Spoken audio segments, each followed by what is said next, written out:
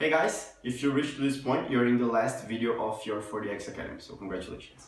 We're gonna talk now on our last topic, which are how to run effective one-on-ones. So when you talk about one-on-ones, we're talking about one of the most effective ways of you to get in touch with your team members and understand what is happening with them, and also implement a lot of things with them. So the one-on-ones, they are a very powerful tool of team leaders to actually do things in their teams. So they need to happen every month. So every month it is very, very important that you do a one-on-one with your team members. And they are, when you talk about the content that we've seen so far, so the 5 dysfunctions of a team and how to drive your vision into results, they are one of the key elements that you can use in a practical way to make these things happen. So when you're talking about the 5 dysfunctions of a team, if you remember, one of the most common mistakes that we make is to actually tackle lack of commitment, of unclarity of results, before we actually tackle the lack of trust or fear of conflicts, which are the basis of the team dynamics and the first 2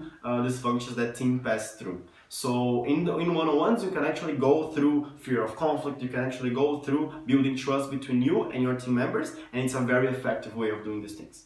And then, when you're talking about converting vision into results, if you remember, the right path is the driving path. So how do you implement culture inside your team? By fostering some behaviors, by fostering some practices in them. And then one-on-ones are for sure one of the best ways of doing these things. So how can you push some behaviors by doing the right questions? How can you push some practices by starting doing them in the one-to-one? So you can do a lot of things that you've seen so far in your one-to-ones.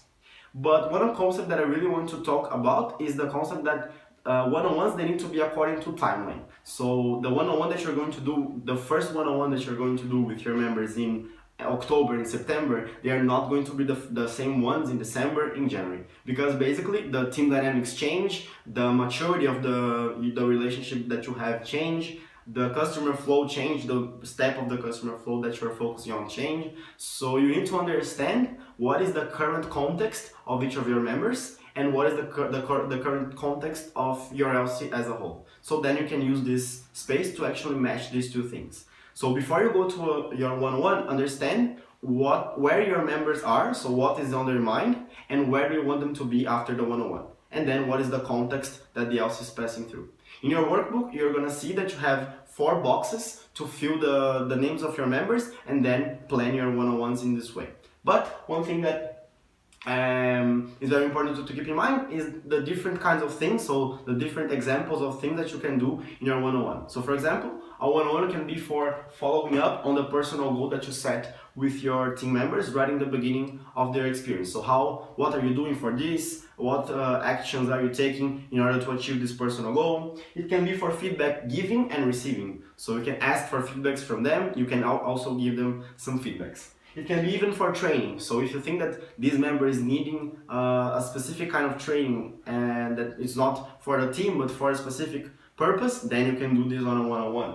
You can help him or her working on an organization. So opening their calendar, opening their week, and then organizing with him how can they best fit Isaac in their agenda.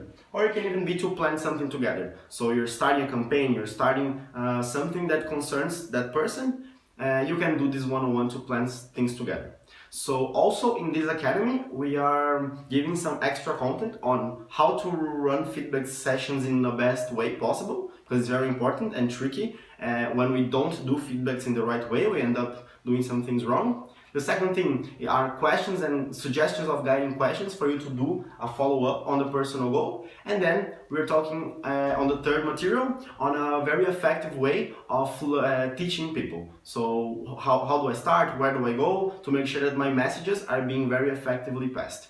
So you can also see these 3 contents in the course as well, and then go through them to increase the quality of your one-on-ones. Thank you very much. Hope you enjoy.